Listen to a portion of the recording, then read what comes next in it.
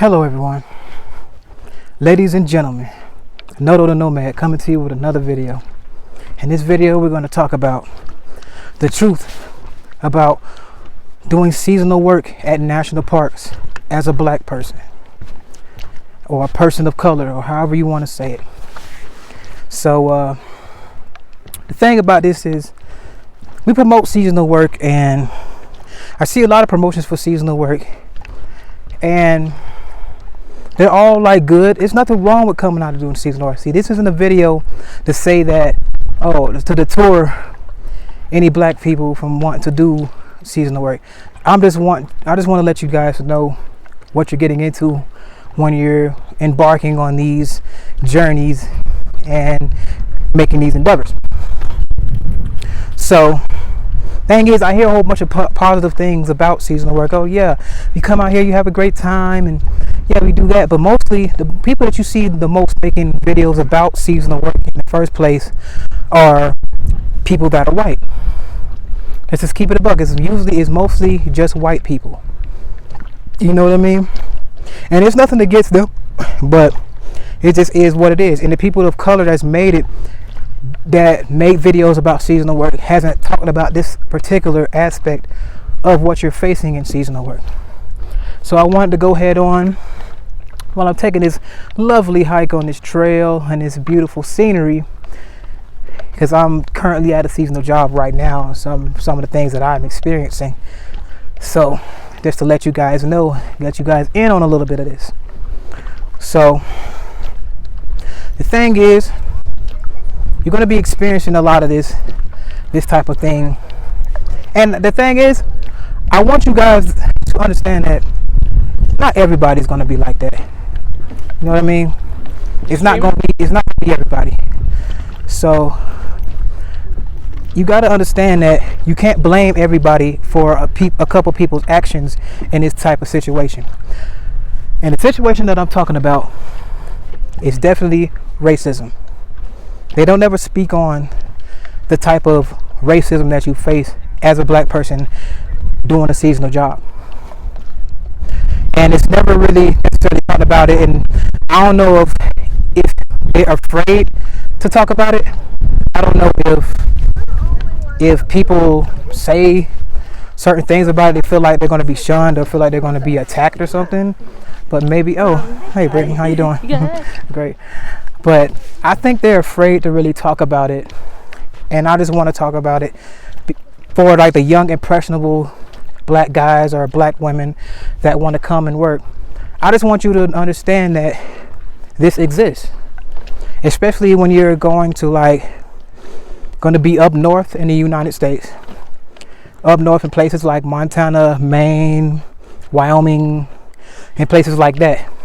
Most likely you're going to be like the only black person there, if not, or just like a couple of, there's only going to be a couple others.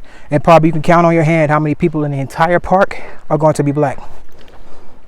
Okay?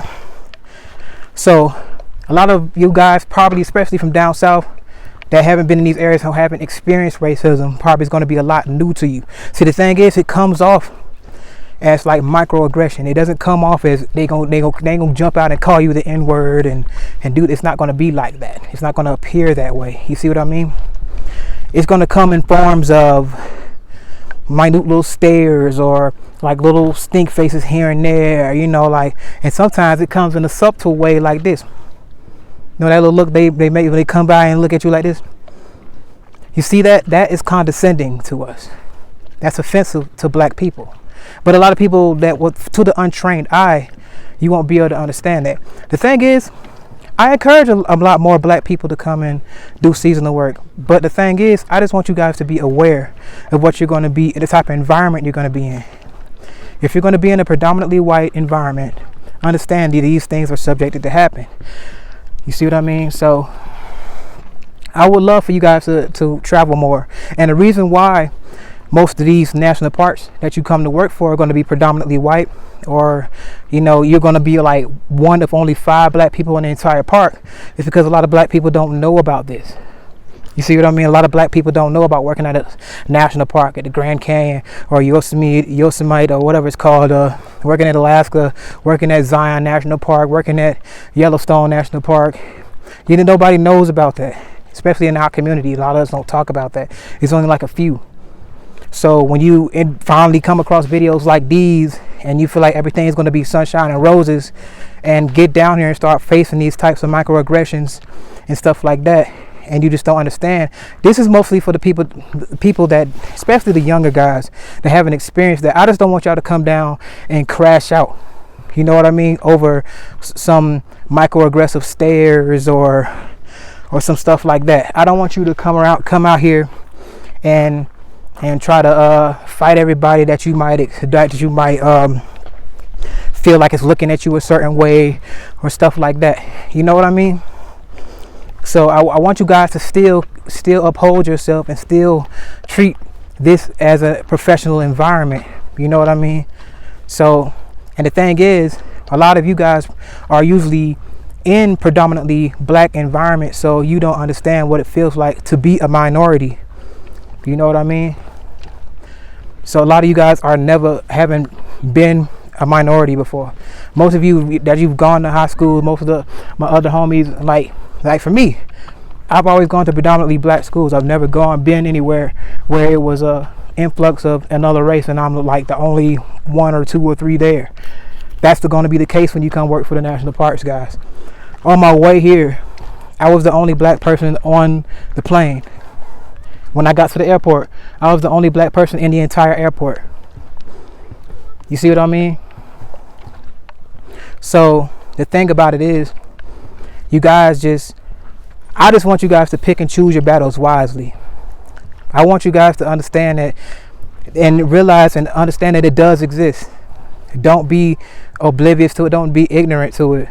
I just want you guys to have a response to it that doesn't take away from your experience. I want you to have a response to it that doesn't ruin your experiences here, because this is a very wonderful experience. Don't get me wrong. Don't get me wrong on that. But you will face racism, and that just comes with the territory. Now, the types of it, like I said, the microaggressions, you can't really do anything about that. You can't tell nobody how to look at you. You can't tell nobody how to smirk at you, even though a lot of the stuff they do is condescending and they know it. That's like if you try to respond to it every time you see that, that's going to be a never-ending battle.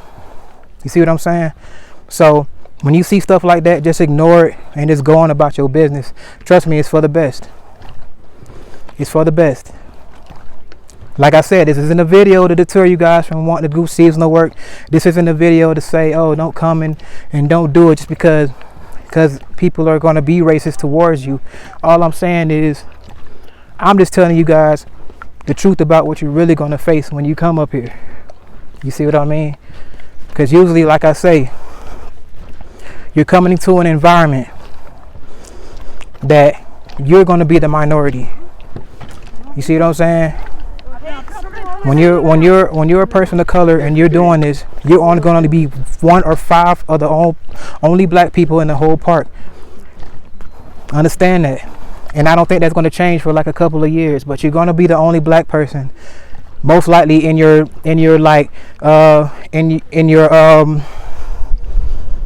in whatever part of department that you work in. You're probably going to be the only black person there. You see what I mean? So what I encourage for first timers, like first time seasonal work, for black people, black women, my brothers, black sisters, that you work at a place that have a huge staff. Don't work for a place that only have like a staff number of only like 45 people. And let me tell you why. If you work for a place that got a staff of like only 45 people, the whole point of it is you gonna face it, the racism, like head on.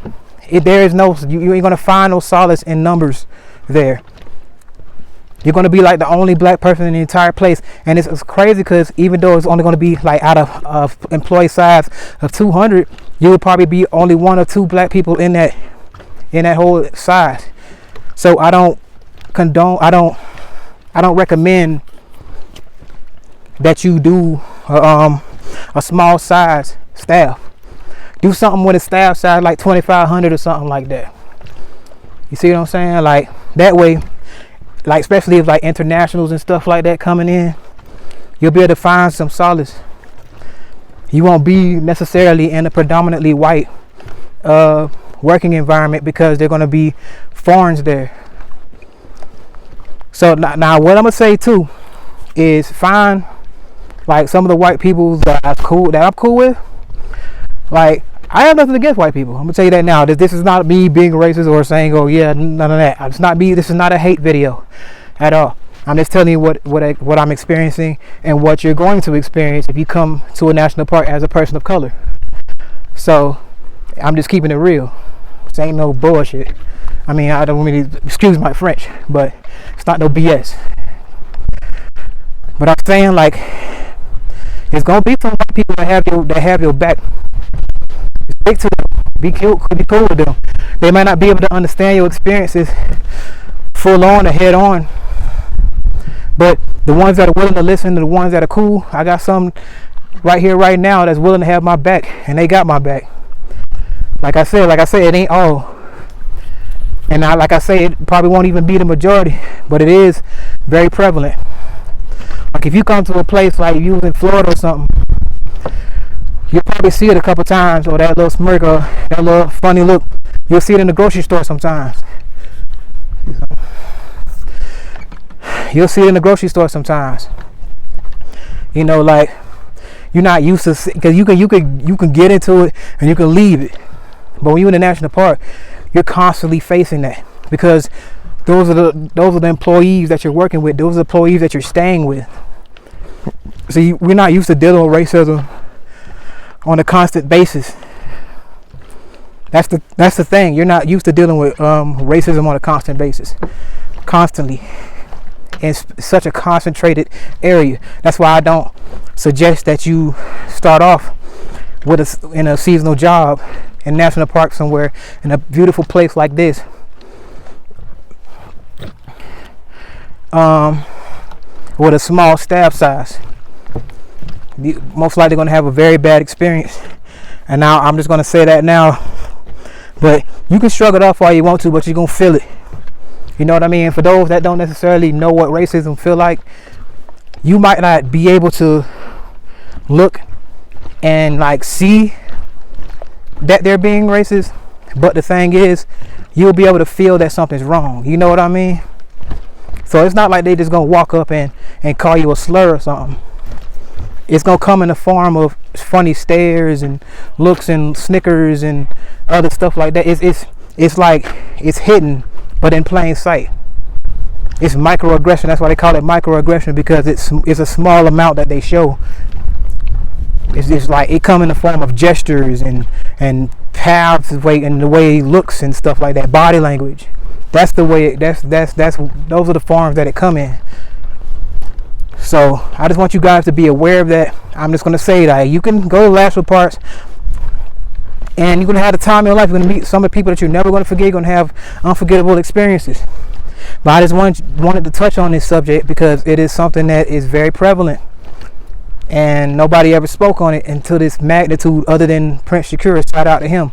He definitely touched on it. He wasn't afraid to touch on it. But you know, I'm proud of that brother, man. But I wanted to definitely speak on that. If you're trying to get in a seasonal work or a seasonal work position or type of situation, like, understand this is what you're getting into. Understand that everything ain't just gonna be bright roses and everybody just gonna come and just welcome you with open arms and stuff like that. Especially when you're up north. You know what I mean? Especially when you're in places like Montana and Wyoming and stuff like that. These are the things you're gonna face. So my brothers and my sisters, don't come up here and crash out just because you noticed something. Ignore it. Okay? Just ignore it. Have your experiences. But this is me warning you guys. This is what you're gonna face when you come up here. But don't let it ruin none of your experiences. Have a great time. know what to respond to. Nobody ain't putting their hands on you. If nobody ain't really calling out to you, it ain't really worth responding to. But anyway, I'm ready to end my video. Just really wanted to let you guys know about this aspect of working for seasonal work. And actually, I'm working for Zenterra. I actually I do recommend the company. They're very good. If you want to go look up seasonal work, I recommend a site called CoolWorks. I definitely recommend that. But like I say, hey, how you doing? This is not a video to deter you guys. I just want you guys to know what you're up against, what you're going to face. Because like I said before, like I said a couple of times, a couple brothers told me about the seasonal work, but they don't tell you everything. So just be aware of that, and don't come up and crash out over no BS. You see what I mean? Still uphold yourself to a certain level of candor when you're in the professional environment, the same way you would back at home. Conduct yourselves in a civilized manner. But anyway, it's your boy Noto the Nomad, coming to you with another video. If any of this resonated with you or helped you in any shape, form, or fashion, go to click that like button, comment, and subscribe. Click that notification bell so you'll be notified whenever I drop a video. I'm out.